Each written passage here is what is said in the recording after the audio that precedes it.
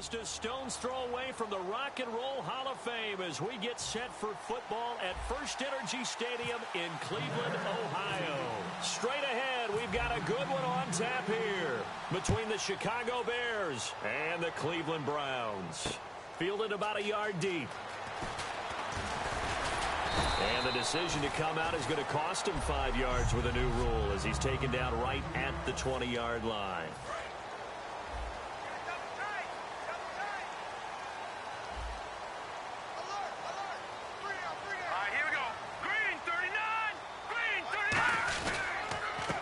Now it's Brown. And not too much going there as he'll get it up to the 23-yard line. 2 yards on the carry there. It'll be second down. See if they stay on the ground for second down.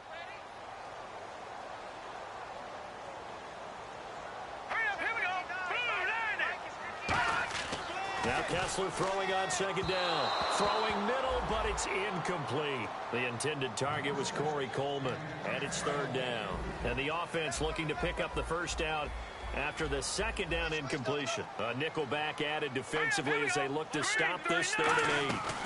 They'll run it now out of the gun. And a short gain there as he'll get it up only to about the 24. Just a yard on the run there, and that's going to bring us to a 4th down. On 4th down, the Browns hand things over to the veteran Britton Colquitt to punt. I can't help it. I'm just sitting back in admiration right now. This defense tells everyone that plays against them, you're not beating us running the football. That's who we are. That's what we're about. It's not going to happen. If you're going to beat us, you better pick another way. Brandon Gaudin, Charles Davis back with you as it's Bears football here to begin quarter number 2. They take over 1st and 10 up near midfield. They'll throw on 1st down with Cutler. Oh, he's going to take a shot right away. And this is caught inside the 5. And he takes this one in for a Bears touchdown. Alshon Jeffrey with touchdown number 20 on the year. And the Bears are able to show off their quick strike ability. And he's got it to make it 7-0 in favor of the Bears.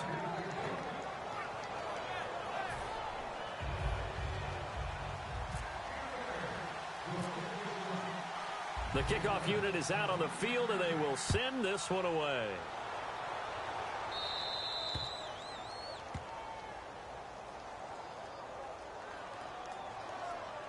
Free kick out of bounds. Kicking team. And the kick goes outside the white lines. That's why the flag comes out. Yes, and that was an error by the kicker, and it will give the offense great starting field position. Green 39! Green 39! On 1st and 10, it's Kessler. His throw incomplete.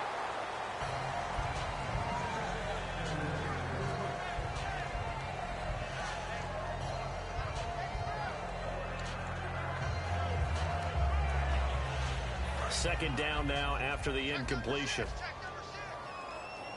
It's a 5-receiver set. 3 to the left, 2 to the right. Again on 2nd and 10, it's Kessler. Toward the center of the field, but it's incomplete. One set. Eyes up. One set. I got 83. Here we go. 319. On 3rd down, Kessler. Oh, he's got a man wide open, complete. And all the way in. Touchdown, Cleveland. A big play there. His 5th touchdown now on the year.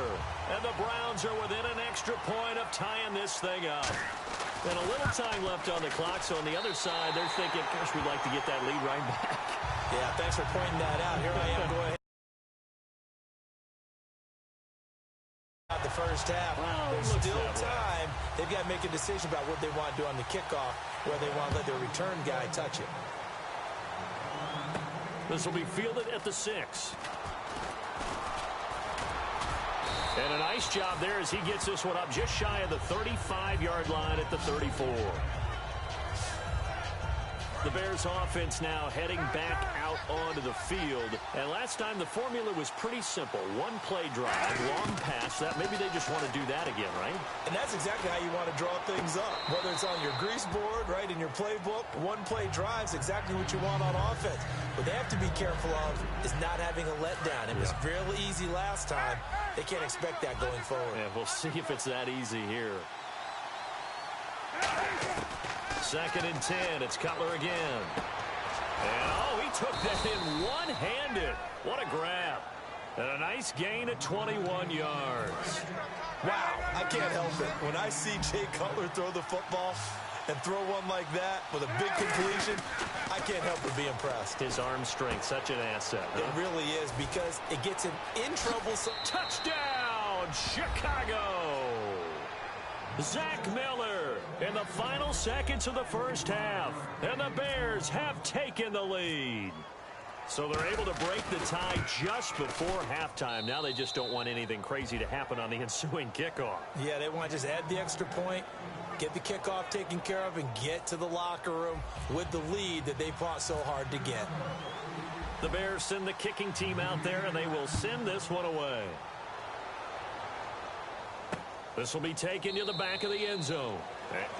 Now the Bears electing to call a timeout defensively. So as they take it over, we step aside.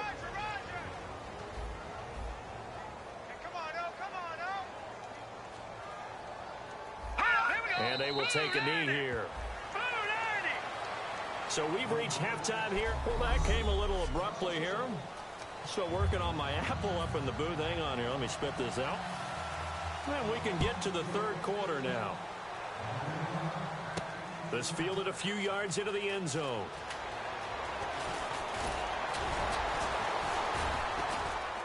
And nice work on the return as they'll start their drive just past.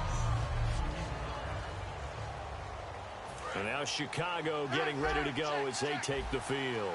And that recipe on their last drive that resulted in a touchdown looked pretty good, so they'll be hoping to do that once more. And it takes me back to when we sat with the offensive coordinator and the head coach. That's caught inside the 20. Touchdown, Chicago! Alshon Jeffrey, his 21st touchdown of the season. And the Bears will add on to their lead. In order to lead in a game, you're going to get plenty of contributors, but that's his second touchdown catch of this game. He's one of the key guys in this one. And you better believe he'll be looking for the hat trick here as this one continues to go. The kickoff team on the field now as they will send this one away. Fielded about a yard deep.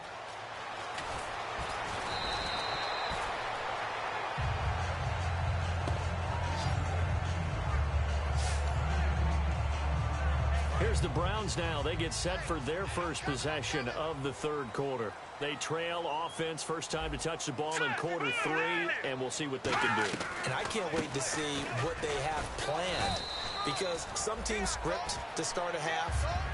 Other teams just go, okay, these are the sequence of plays we want to run. These things worked well for us.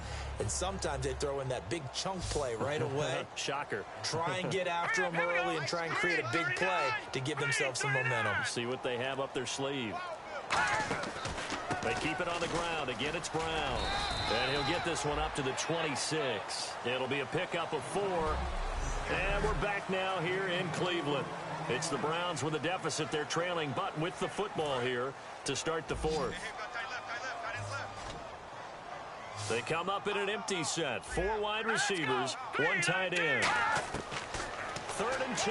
Now Kessler. He finds Coleman. And he's got the first down yardage before he's brought down at the 42. And quickly they get to the line. A first down throw for Kessler. And this one is incomplete. 2nd down here after the incomplete pass. Here we go now. 3-19. Kessler will try again on 2nd down. And the connection made to Terrell Pryor. To give him 17 yards that time as that'll move the chains. Now that has to be fun for a head coach to watch. They've been working on clock management since the first day they went to camp. And guess what? It all came together there. A team that understood the situation, got out of bounds, and stopped the clock. Now contact up front as penalty markers come in. Who is this against?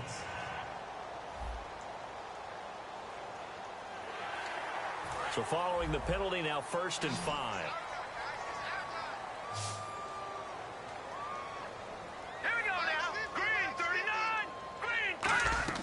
They go play action here on 1st down. Surveying the field. Now a desperation throw deep downfield. He was looking for Terrell Pryor that time. And now it's 2nd down.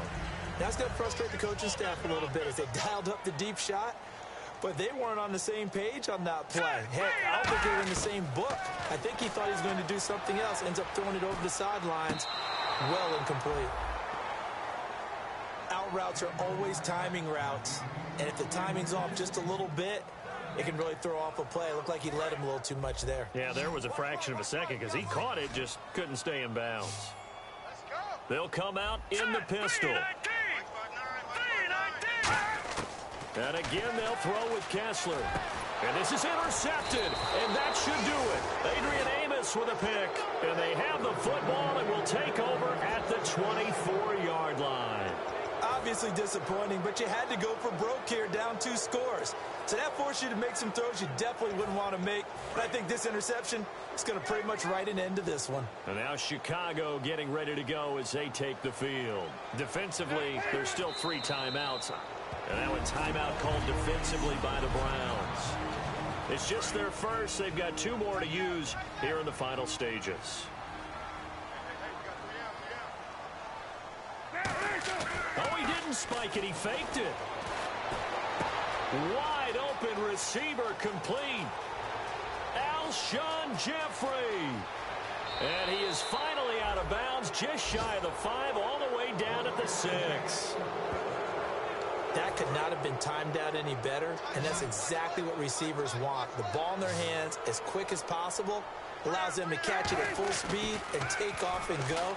And no escaping this time as he'll go down. They got him for a sack. And now the Browns are going to take another timeout. That'll be their 2nd, so 1 more chance to stop the clock here, and we'll be back. Oh, he fakes the spike. Blitz coming, and down he goes. And play is stopped here. Timeout. It's the defense calling the timeout here. That'll be their 3rd and final stoppage here as we step aside. Oh, now look at this. They're lining up to add 3 more, little insult to injury here late in the game. This to make it a 3-score game late. And he missed it. He missed it just wide.